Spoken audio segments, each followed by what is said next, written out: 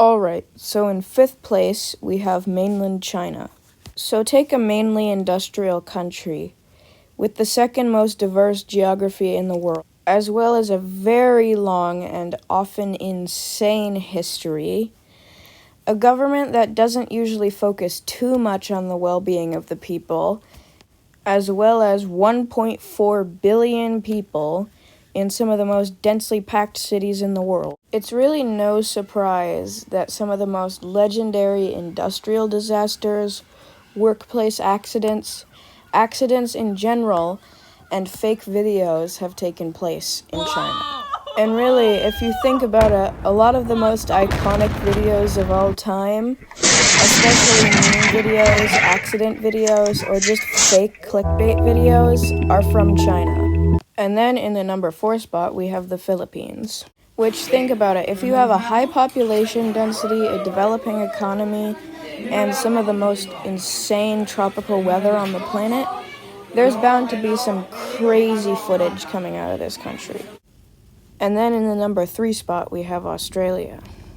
Australia is only a little bit smaller than the US, but only has 1/12 as many people.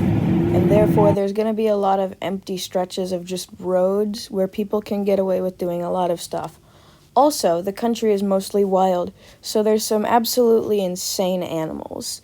And the environment is very harsh, so these animals have to adapt in extreme ways to cope with this extreme environment. Oh, and that lost and found cesium-137 source doesn't help Australia's case. And then in the number 2 spot, we have Canada.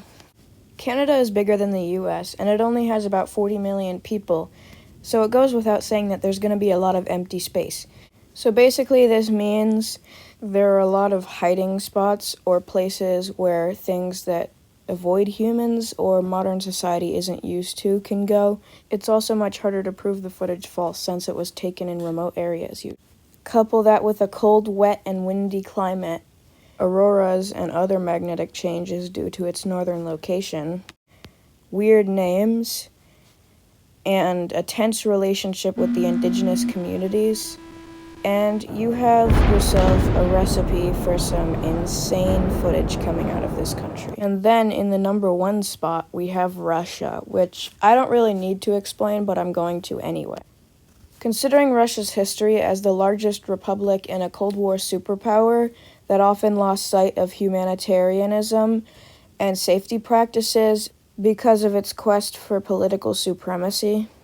And also there was a political and economic collapse not that long ago, which, by the way, Russia is still kind of recovering from.